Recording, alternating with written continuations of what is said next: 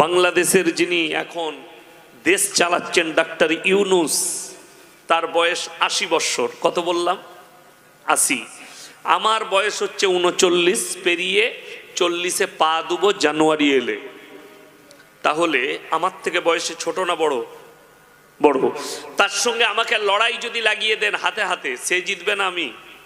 কথা বলেন। আমি জিতে যাব। ৮০ বৎসর বয়স, ঠেলে দিলে পড়ে যাবে।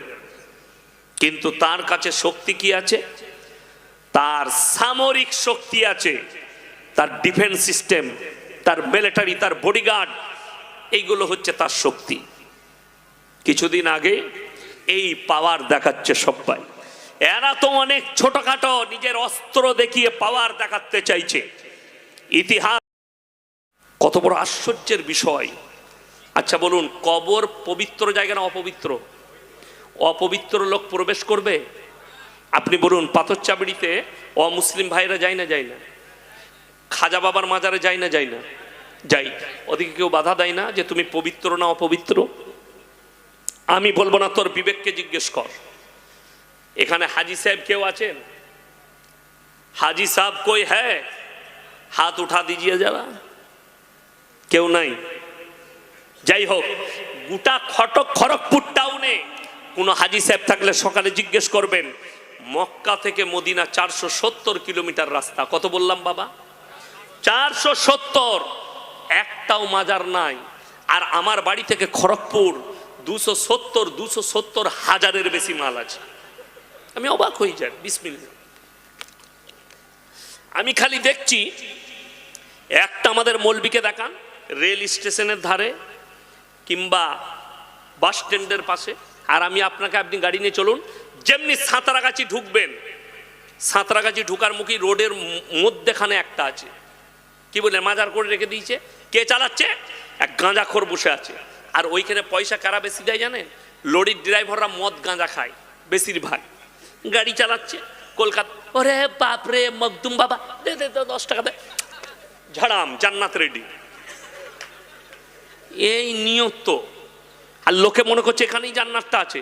আমি চ্যালেঞ্জ ছুড়ে বললাম, কবরে যদি চাদর চড়ানো জায়েজ হতো, আল্লাহ রসুল সাল্লাল্লাহু আলাইহি সাল্লামের কবরটা আসমান পর্যন্ত হিরে মতি মুক্ত চাদরে ঢেকে যেত, ঠিক কিনা? নবীজির কবরে জায়েজ নেই। পৃথিবীর আর কোনো মৌলবি মোল্লা পীর ফকিরের কবরের জন্য জায়েজ হতে পারে না। আল্লাহ রসুলের কবরে সিজদা নেই। পৃথিবীর আর কোনো মৌলবি মোল্লা পীর ফকিরের কবরের জন্য সিজদা চলতে পারে না। আল্লাহ রসুলের কবরে ভালো মন্দ চাইতে পাবে না। পৃথিবীর আর কোনো পীর ফকির মৌলবি মোল্লার কবরে ভালো মন্দ চাওয়া যাবে না। বড় কষ্ট লাগে। আমাদের দেশে সব থেকে বেশি রোগ খারাপ কার জানেন? মায়েদের। কাদের? কিছু হোক আর না হোক, এই দেখবেন নামাজ 5 ওয়াক্তে ফরজ না ফরজ লয়? ফরজ। 80% মুসলমান নামাজ পড়ে না, বেনামাজি। ঠিক বললাম না ভুল বললাম? 80%। আমাদের দেশে 100টা জলসা কমিটির মধ্যে 90টা জলসা কমিটি বেনামাজি, নামাজই পড়ে না। ওরা হুজুরের জলসা দিয়ে হুজুরের দুয়াতে জান্নাতে যাবে, ও নামাজের দরকার নেই। আল্লাহ রসুল বলেছেন যার নামাজ নেই তার মধ্যে ইসলাম নেই। আপনি দেখুন, নামাজ পড়ে কোনোদিন দোয়া চেয়েছেন, আল্লাহ তুমি আমাকে একটা নেক সন্তান দাও, আল্লাহ আমার স্ত্রীর বাচ্চা হচ্ছে না, আল্লাহ সন্তান দাও? আমার আব্বাজি বিবাহের 9 বৎসর পরে আমার বড় বোন জন্ম নিয়েছিল। আমার ছোট ভাই 4 বৎসর থেকে 5 বৎসর বিয়ে হয়ে গেল, এখনো বাচ্চা হয়নি। কিন্তু কোনো পীরের কাছে যেতে হয়নি, কোনো হুজুরের কাছে তাবিজ নিতে হয়নি। আল্লাহ যেদিনে দিবেন সেদিনে, কথা বলে না, সেদিনে হবে।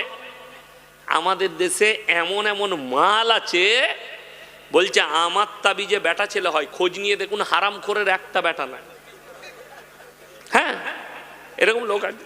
এই যে আপনি বলুন, আপনাদের মসজিদে ইমাম সাহেবের বেতন কত? কই ইমাম সাহেব কই?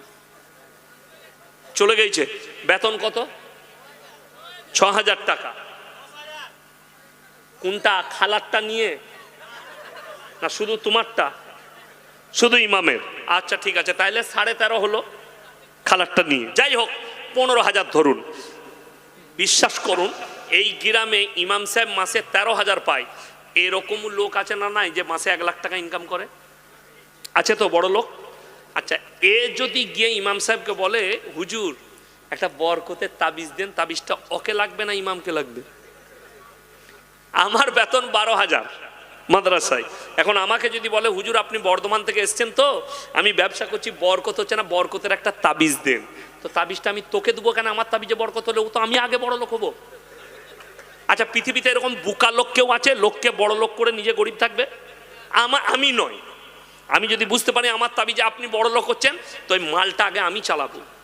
আমাদের দেশের সমস্যা দেখবেন, মাজারে কিছু মাল আছে গাঁজাখোর, সেই ময়ূর জানেন, ময়ূরের দেখবেন পালকগুলো, বেঁকা পালকগুলো একসাথে বেঁধে ঝাঁটা করেছে। এখন খালা গেইছে নিজের ছেলেকে নিয়ে, বাবা জ্বর ছাড়ছে না, ও বললে পালকে করে ঝেড়ে দিলে জ্বর ভালো হয়ে গেল। আর বাবার যখন জ্বর এসছে, খড়গপুর হসপিটালে